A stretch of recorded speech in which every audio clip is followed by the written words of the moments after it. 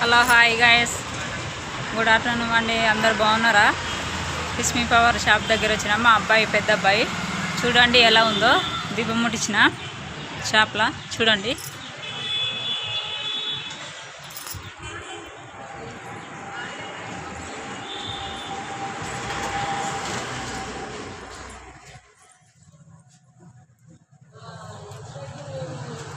అరే ఏ సాయం చేసినాడు అబ్ది?